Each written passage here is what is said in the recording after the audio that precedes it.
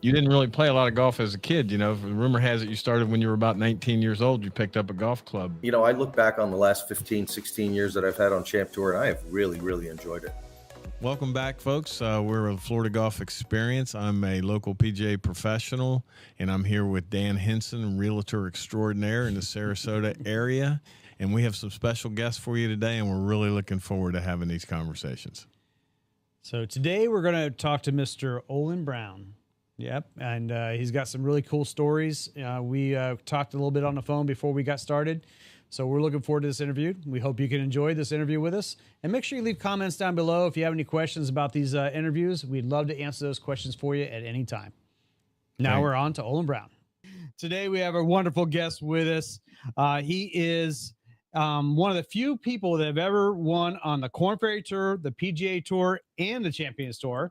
I think we got that right for you.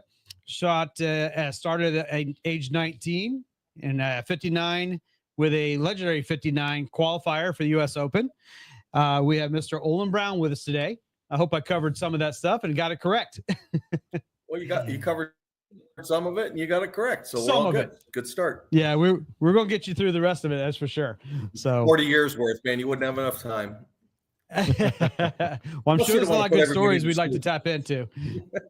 We'll see what we come up with. Yes, sir. So you looking forward to Open Week this week? I look forward to the majors. I just got done watching 2 weeks of unbelievable French Open tennis, including the two championship matches, which I thought were spectacular. But yesterday, the last time I watched tennis that was that compelling, it was Roddick and Federer back in 2009 or 10. I can't remember exactly what it was, but I just, frankly, the idea that Alcaraz had so many break points in the first set and couldn't win the first set, and then lost the second in a tiebreak, but came back to win the last three against, Sinner is as good as we've seen in a long time, and so is Alcaraz. So they're 1-1A. It was so exciting, and the finish to it, the fifth set was literally just as good as anything could be. Yeah. It's a good time for sports right now. Wonderful.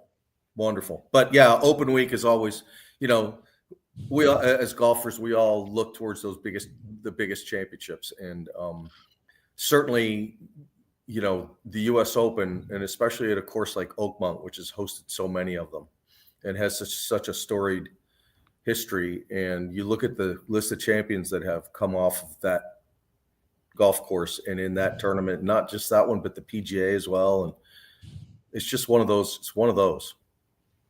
Absolutely. Good question. So how hard is Oakmont? They're going to set it up tough for the boys. Are they going to make it? Is it reasonable, or is it just going to be brutal? No, it's both, right? I think that's the ultimate test of a great championship, is that it's reasonable if you do what you're asked, and it's brutal if you don't, and it can be some mix of the two. And I think that those great championship venues like that really present those kinds of problems to be addressed. And Oakmont, certainly, I'm sure you guys have seen already, the guys are posting balls in the rough and hacking them out with 60s, or hacking them 3 feet with 60 degrees. And you're going to see everything at this course. And I was just looking up the weather. It looks like things are really good until the weekend, and then some rain might move in, and God help those guys if they get it in that long, wet grass off the tee. So it's just going to be really problematic for the whole field. Yeah, you've played there a couple of times yourself in these Opens, and what kind of game is it? Is it going to be more precision, or these guys long drive? Who's got the advantage? There used to be that old adage about horses for courses, and that's disappeared now. And you just have to really unload on the driver and hit it as far as you can. Now, Oakmont is maybe a little different in that it offers some options off the tee. You don't have to hit driver off of 1 or 10. They've amplified some fairways on a few holes, 2, 3, 7, 10, 11, and 14, to offer the players some options. You've got par threes that are anywhere from a mid to a short iron to a driver, depending on the conditions.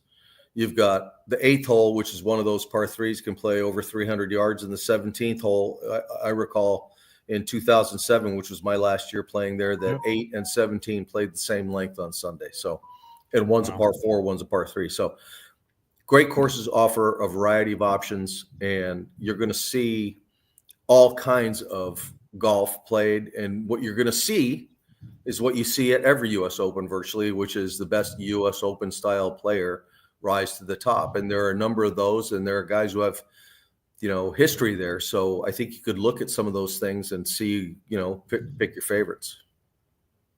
If you were going to pick a number, a couple over par, a couple under par, 5 under, hard to say. Well, I have no idea how the USGA is approaching this. If they decide that they want to make over par the winning score, they can set up the course to make over par the winning score. If they want to make the course so that it's, hugely risk reward with, extremes on whatever end of the spectrum, birdies and triples, they can do that too. So I really think that, when you talk about US Opens, the first thing that comes to mind is precision, right? You gotta be accurate off the tee, and you gotta control your irons. And then when you do, you gotta be, have a reliable short game. But if the weather gets to being a factor, like if the greens cook and the wind starts blowing, I mean, lock the door and hide the kids, because it's going to be murderous. So I think anything's in play here, from 4 or 5 under to 5 to 10 over. It's just really hard to say early in the week. It's a great range. I mean, I'm sure that you've a lot of people are always asking this, and we're talking about it, but you got Rory and Scotty out there. Everybody's looking at who's going to do what, and it doesn't look like Rory's having a really good round this past couple of days. Who you look at being the favorite here?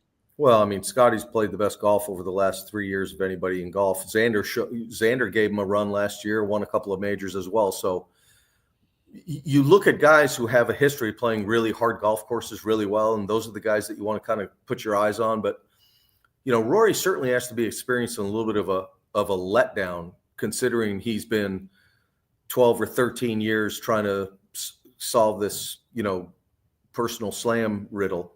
And he did it at Augusta, and you could see the emotion pour out of him after that putt went in the playoff. And so I imagine that, he's human, in spite of what we all try and make him out to be. He's human, and I imagine he's trying to collect his emotions and collect his, realign his compass, because obviously he went up to Canada last week and had a rough go. But a little rough up there was all you wanted, and he found a lot of it. And so maybe he got that out of his system. It's hard to know, right? But great players rise to the occasion, in particular when they get on these storied and venued course or historical courses. You certainly, when you look at the list and you have a short list, you got to put him on it. Yeah, he can snap out of it at any time. Listen, all those guys. Listen, this is the elite of the elite, and I made the reference to the French Open because we saw it over this last couple of weeks. The great players rise to the occasion. It doesn't matter where they've been, what they've been doing. Jack did it too. I can't, if I could tell you the number of times I've heard Jack do an interview, said, well, I got something on the range on Wednesday. Then he went and won the tournament by 5 shots. These guys find a way. And, the greatest misconception in sports is that elite athletes are firing full tilt boogie at all times. And what they're doing is they're managing their skill set to the best of their abilities. And sometimes basketball players got a bad ankle, plays around it. Sometimes the guy's got a bad finger, shoots with the other hand. Sometimes guys are driving the ball less well than others. Jack Nicklaus famously would put his 1 iron in play and wear out the golf course that way. So the best players in every sport at the highest level are always out thinking the competitors. And so the guy who wins the championship this next week is going to be the guy who not only played well, but managed his game better than the other guys and didn't bite the hook, right? He let the fly pass him on by, and he waited for the other fish to bite the fly and get pulled out of the water. So you got to look at guys who are patient, who guys are super, super strong-willed, and who are willing to accept, what like the New England Patriots would, as long as they had the ball with a minute to go, they didn't care if they were down by 3 or 4 or 6. They knew that they had the capability to bring it to the finish. And that's what you see in a US Open. You see a guy who's tempered and is able to manage the entire situation coming at him from every direction. Kind of leads me to this. You played there in '94 and you went back and what was it, '07? What was kind of the difference from the one to the next time, going back for the second time? Well, I mean, obviously you felt you had some experience. It was a dramatically different course the second time. The first time it had, 100 years of growth on it, and the trees were everywhere. They were mature. They were, 100 feet tall. They were whatever they were, walnuts and maples and oaks and everything else, and conifers. And the golf course was kind of obscured beneath the canopy. You couldn't really see from the top of the hill, which, the 18th green and the putting green are one green, and they delineate. There's a little series of dots or whatever, and one is a practice area and the other one is the golf course. But you could look down that hill and see 1, 10, 11, 12. And if you looked over to the other side, you could see, a couple of the holes in the middle of the back nine, but you couldn't see across the Pennsylvania Turnpike. You couldn't see any of those holes on the front nine. You might make out a piece of number 2. And then they did a tree removal project before the '07 Open. And from the putting green, you could see virtually the entire golf course. It looked like a more open rural area that had once been farmland, which is, I imagine, what it was originally.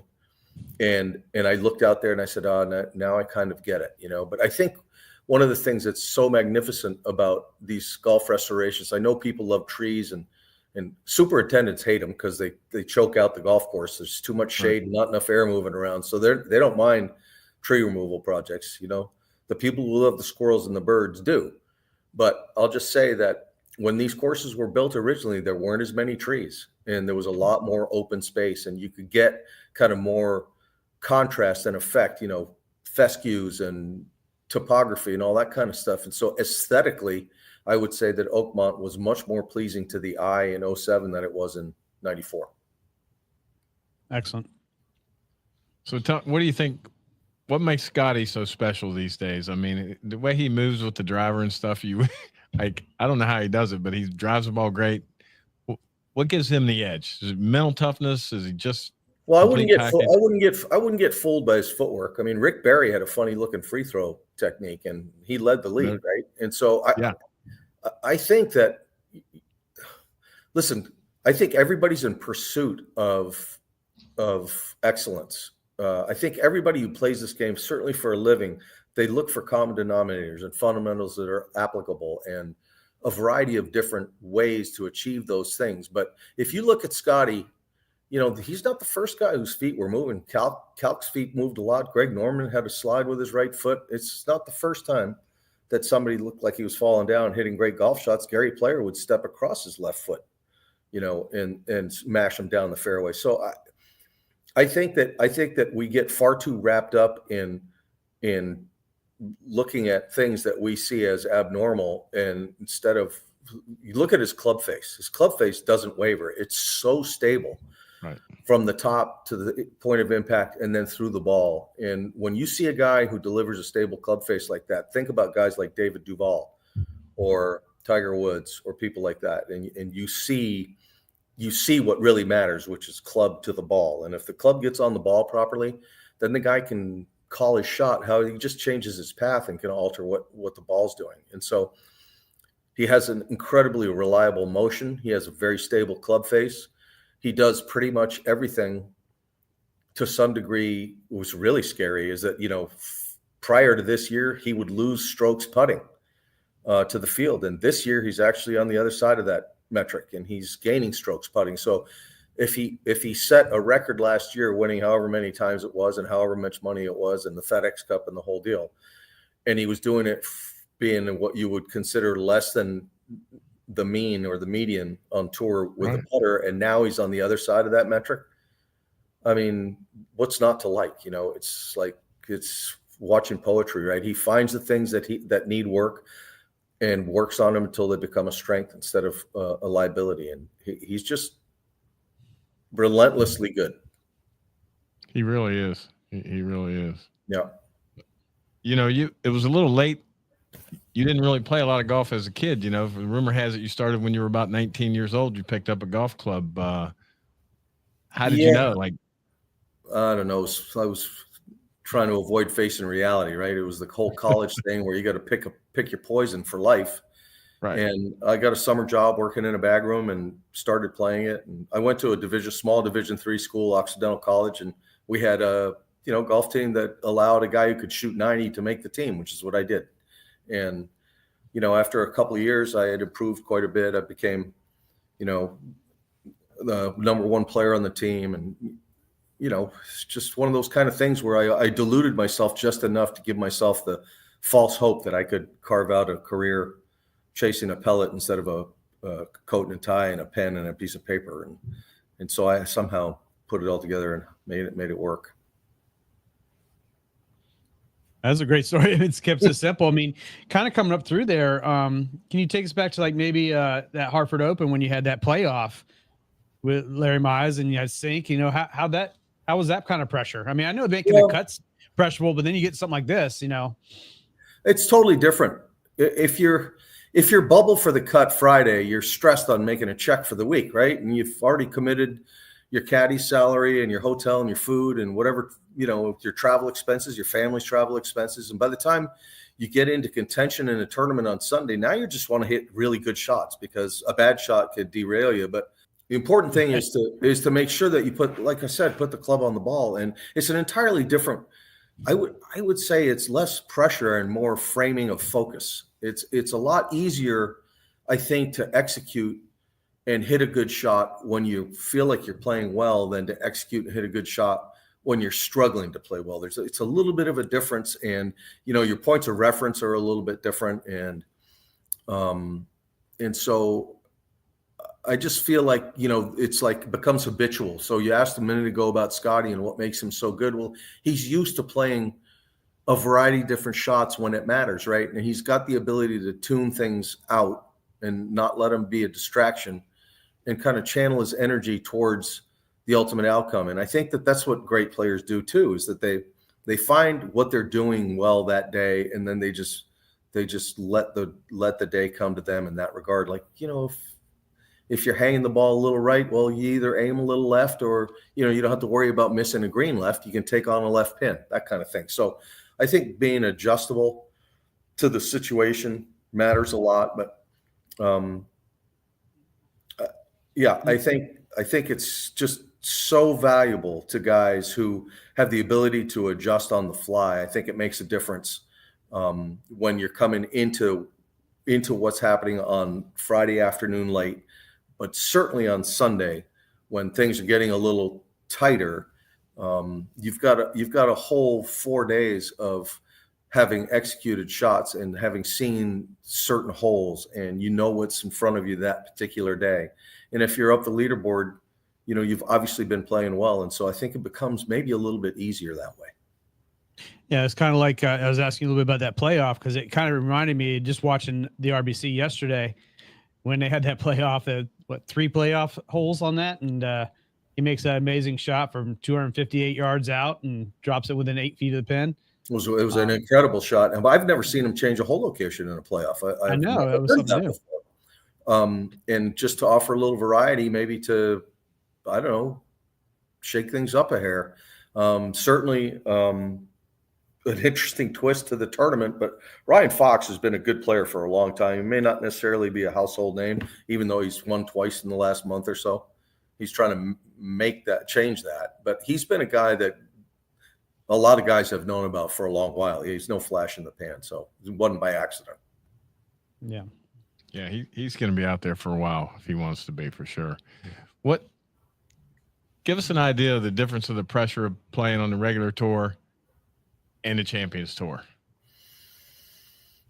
Feel the same pressure, or are you just, man, I'm out here having fun on the Champions Tour? No, man, guys care just as much.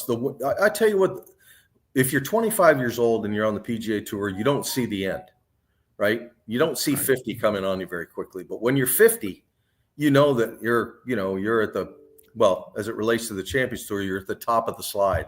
But the minute you get on that burlap sack and slide down it, if you've ever done that, you're headed towards the bottom pretty quickly. I'm 66 now, and I don't have much time left. And, I look back on the last 15, 16 years that I've had on Champ Tour, and I have really, really enjoyed it. Boy, I wish I could do it for another 15 or 16 years. It's just not in the cards. So I think there's a little more perspective, maybe. When you're a kid, you're full throttle. You're trying to make a name for yourself. You're trying to stay with it, trying to support your family. You're trying to do all those kinds of things. You get on the Champions Tour, and certainly you could look at Bernhard Langer as an example, Hale Irwin, guys like that. They came out with a purpose and Right. set the records. And so I think if you were going to ask me what I would say to somebody who's turning 50, I go, it doesn't last very long. You got maybe 8 or 10 really good years, and if you could take advantage of that, you can have a heck of a run. But man, it goes by in a blink. Well, it does. I was in high school a couple of years ago, it seems like, and now, Right. I'm 64. It's like, where I did need it a go damn here? walker, man. I'll tell you what, I went to the eye doctor today. I got a little issue with my eye, and he dilated my left eye, and I got one eye that I can't see out of right now, and I got one that I'm talking. So I'm looking at you cockeyed, right? And I was Might in the help, waiting James. room there. I looked at my wife and I go, "Oh my God, this is where we're going." I said, "I'm gonna drive off the Juneau Pier." Well, you're out there at the Medalist. I was going to ask you about some of your favorite courses in the Florida area, but I got a feeling you're in a pretty nice place right there. It's a pretty good hang here.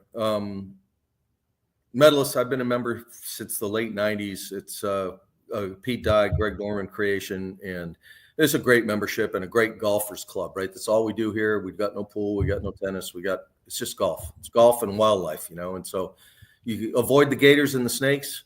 And we got an incredible superintendent, Jason Jobson, here. He does an incredible job. Our course is in impeccable condition. It's why you see a lot of tour guys join the club, because it's a great place to work on their short games, work on their putting. You don't have to make an adjustment from greens that are stimping at 9 at your home club to go out on tour and play greens that are stimping at 13. So while Jason might bow up a little bit, because I asked him what are the green speeds. He goes, "I've never measured them." Right.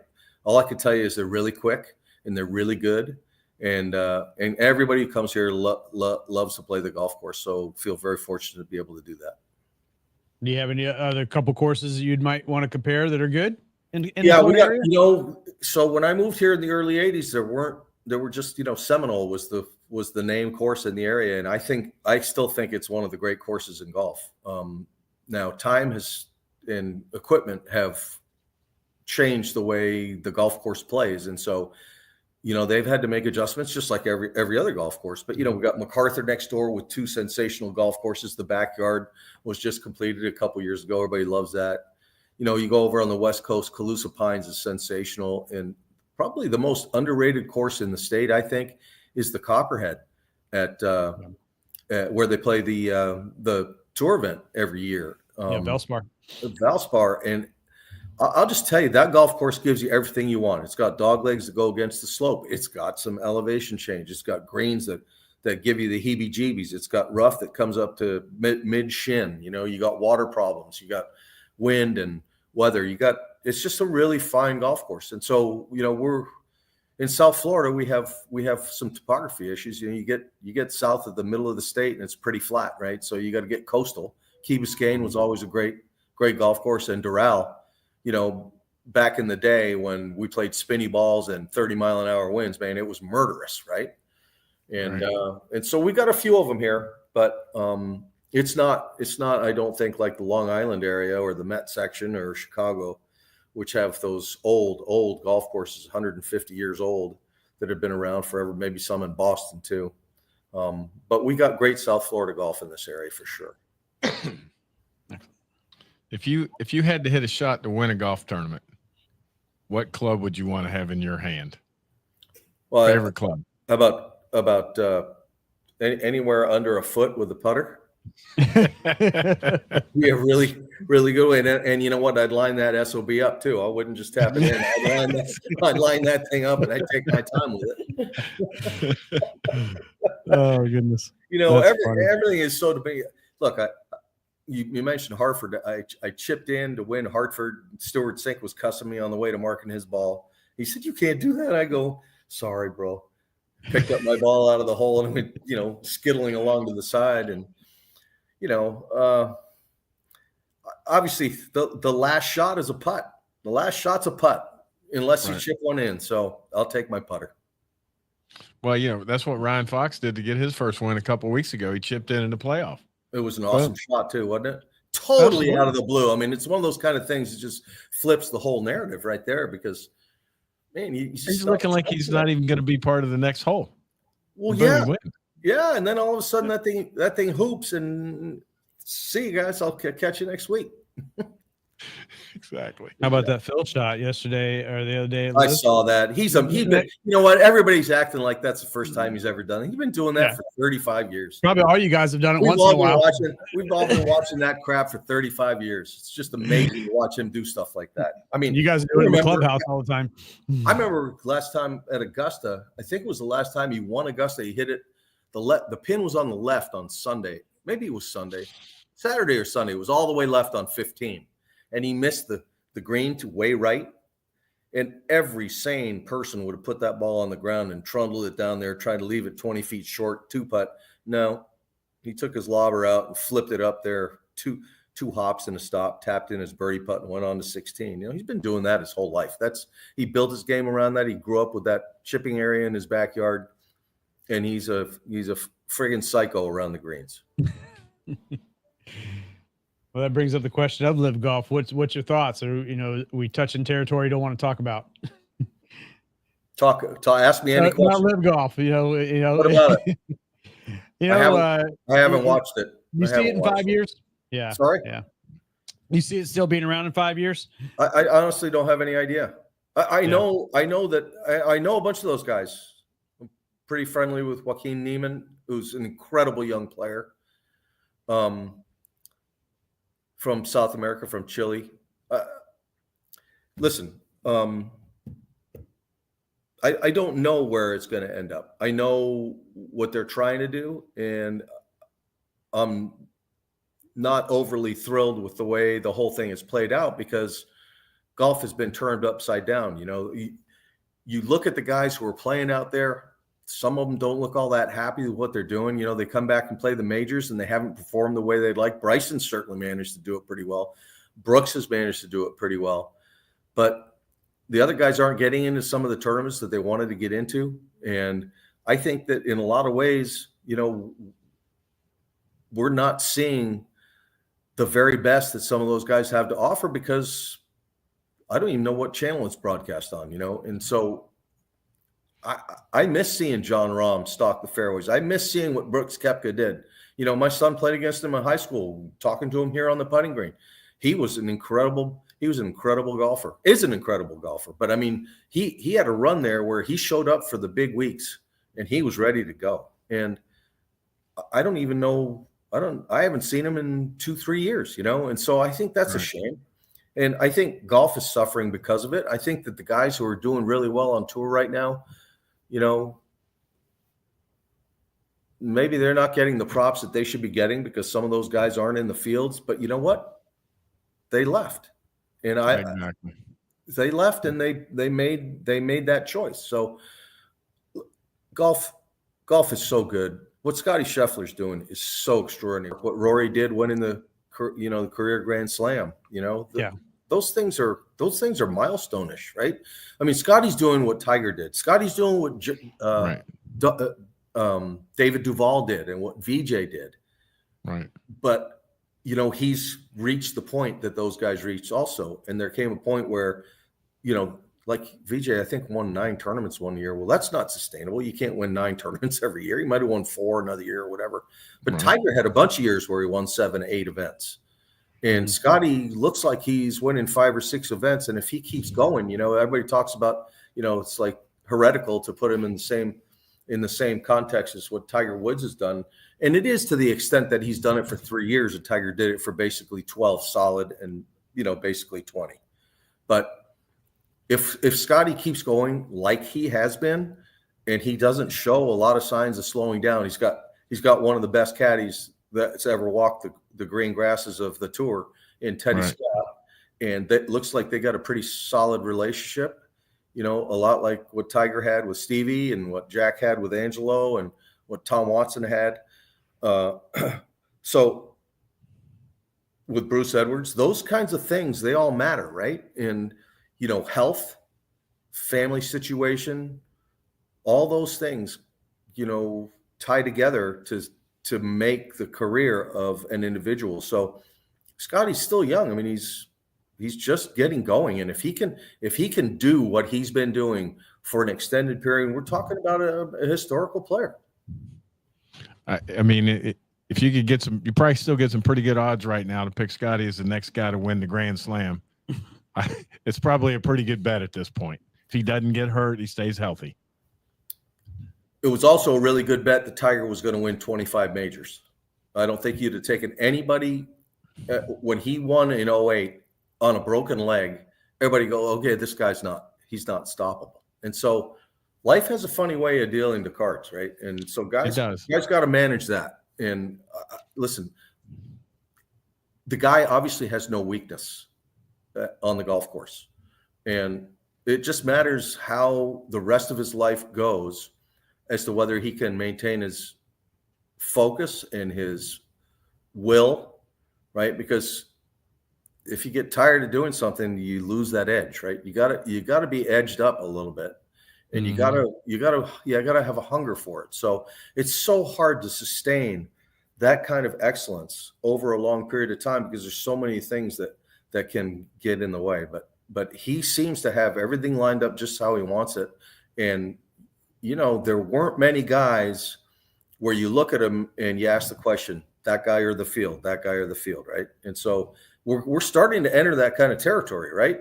Mm-hmm. Xander looked like he was making a run, and then he hurt his ribs, right? So I don't think he's won yet this year, and he's trying to regain the form that won him two majors last season. And Rory has had a little bit of a probably mental letdown because he accomplished a lifetime goal. And you probably wake up in the morning and say, you know what, I've done what I wanted to do. Maybe I could take a break, or maybe it loosens me up to keep doing more of the same. And so inevitably it's time that makes those decisions. Well, I don't want to take too much more of your time. I wouldn't mind get some advice from you from, I'm the guy that's in the 90s, and Christian gives me a lot of hints. And there's a lot of guys that are starting to watch our show that need that extra hint. What's kind of your tip for the amateur to get from 90 to the next level? Man, I'm trying to figure it out for myself. If I had some kind of genius tip, I'd lay it on you. But I will say this: I was playing mini tours back in the day. I had a buddy, Freddie Wadsworth, and he said something that stuck with me for a long time. He said, golf is never trying to hit the perfect shot. I think we all get wrapped up with that, and certainly the whole highlight concept, right? I mean, ESPN has turned sports from what they were when I was a kid to a highlight reel now. And so people's focus changes, and their, what they see in something changes, and so I think the same thing would hold true. Like if you never feel like you have to hit a perfect shot, you're going to be in and around where you need to be. So just do the best that you can on any one shot, and don't try and do too much with it. That's good advice. I think you've told me don't if you can't make that 212 over the water, don't do it. Exactly. Don't do it. If it ain't happening, right. It ain't happening. It's just gonna make you mad. Yeah. Do you have still to this day maybe a go-to drill that, when you're not doing what you want to do, is there something you go, man, I'm just going to go back to this and this will get me on track again? Yeah, no. So I was the guy that if you got 20 math questions on your homework and you got the first 5 right, I couldn't figure out why I had to do the next 15. So the drill thing has always eluded me, right? There are things that what you're trying to do with a drill is there are 2 things I would say. Is if a drill gives you a feel, I tend to be more of a feel-oriented player. If a drill gives me a feel, then I might work on a drill to give me that feel. But if a drill is just repetition, you lost me, right? Right. Checking out. So I think it matters a lot. Look, I don't think there's any one blueprint for how golfers do what they do. There are guys they play better when they're relaxed. They're guys who play better when they're wound up, right? They're guys who play better when they feel like they've touched all the bases, where they've dotted all the I's and the T's. So they set the T's at the 4 quadrants around the hole from 3 feet, from 6 feet, from 10 feet. And until they made 98.99%, they don't feel like they're ready to go play. And then there are guys who roll out of bed and head to the first tee without hitting 2 shots, right? John Daly, Tiger Woods. Tiger Woods is the kind of guy who never showed unprepared. John Daly showed up at the first tee and said, let me see what I got today. They both had pretty good runs. Yeah, Litsky was one of those guys. He was going to Yeah, play he golf. was the old banana under the head cover story. And I mean, there are guys like that, right? There are guys like, Yeah. I can tell you the guys who, one player in particular, I don't want to name him because I don't want to call him out, but he was the most beautiful ball striker you've ever seen. He could not shake in a 4-footer.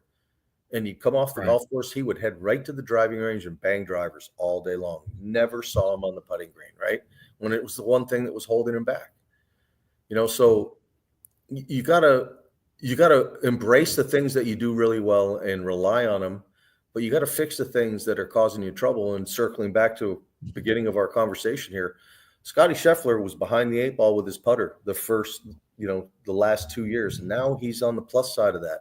So just imagine if a guy was that dominant on tour, losing strokes with his putter, and now he's on the flip side of that, and he's gaining strokes with his putter. Well, that's how you create longevity. That's how you create historical relevance, right? And that's how you become the kind of player that it looks like he wants to be. That's great. Yeah, definitely. Well, I appreciate your time. I don't want to take too much of your day, but this has been amazing. I really do appreciate you giving us your time, and we look forward to catching you in the future, and hopefully hear some good stories coming out of the future for you. Great conversation, Dan. Christian, it's good meeting you guys. Glad to do it today. Thank you for inviting me, and I look forward to seeing what happens this weekend. It's going to be riveting golf, I'll guarantee it, because Oakmont is one of those courses that make you bleed along the way. But somebody's going to hoist the trophy on Sunday. They're going to invoke the memory of Arnold Palmer, and there's a good reason for that, because that's his turf, right? And it's got a great and storied history, a great golf professional in Bob Ford, and so I'm looking forward to seeing what happens. That's great. Well, we look forward to catching up with you in the future. Thank you so much. So another great podcast we had today. Mr. Olin Browne joined us today. Had a lot to say. I thought, I didn't think it was going to go that way, and he had a lot of good advice and opinions in there that kind of shocked me. Well, it was an easy interview with Olin because he's a wealth of information, and he's been around a long time, and he was willing to give his opinion and his thoughts on, pretty much any subject that we brought up. So I thought it was really, really a good interview. Yeah. So what was do you have a big takeaway from some of that? Because I think we hit the live thing a little bit, which I know that you're not a fan of. I know you're not. I am not. But, it is in the news today, so we kind of have to talk about it a little bit. At least I feel we need to bring it up. You don't necessarily think that, but hey, that's how we go. That's why we're here together. But he didn't have much to say about Liv, did he? Well, he and I believe share the same opinion when it comes to the Rogue Tour. So I guess that's all we'll say about that. But it was interesting to listen to him talk about Oakmont. That was his first major that he played there, and he said, it's going to give him a test, and he's right, and it's going to come down to the USGA. How did they set it up? I mean, they could make that place really, really difficult, or they could soften it up a little bit, or the weather could impact the way things are going to go this week. So it should be an exciting week. Well, to kind of go on that note, and, we got a couple more things to talk about. We'll kind of finish up this podcast, but, going into this, I think there's a strong opinion how good Scotty's going to be.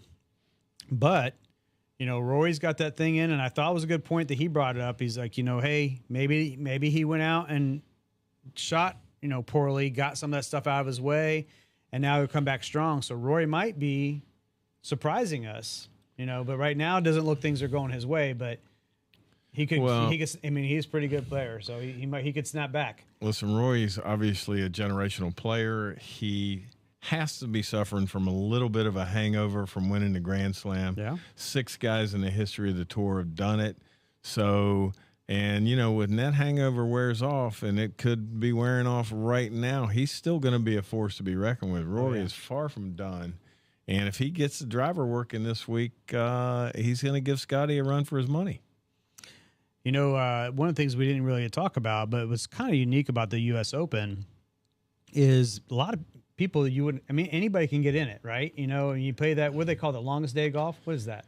Yeah, that's going through the qualifying series. I mean, literally, the definition of Open Championship is it's open to anybody on the planet that wants to try and qualify. Of course, there's criteria involved. I mean, if you don't shoot a certain score or less, you're not going to be able to qualify or try to qualify next year, and rightfully so. But much like the Open Championship across the pond, I mean, there are qualifying sites literally now all over the world for these tournaments. Yeah. It's an international game now. A young man, 17 years old, is in this thing. Isn't that crazy? Shot 62 or 3, I think. 63 or 62. Yeah, 63? come on, that's. I did that in the front 9 the other day. Right, but somebody that age, he doesn't have any fear. He doesn't know he's not that. What do you have to lose? Right, like he's playing with total freedom. Kind of jealous. Exactly. Well, we do have another great podcast coming up. Mr. Scott Hoke is going to be next, so we'll dive into the Open a little bit more. But I think until next time, we'll just keep on trying to get the best guests we can and keep everybody informed. Well, I mean, I'd be remiss if I said, you need to tune in and listen to these things because we are rapidly rising up the charts, folks, and you can be in on the ground floor if you start watching us now. Yeah, we look forward to it. Well, we appreciate your time. Come back for the next great guest we have, and till next day, we're peace out, right?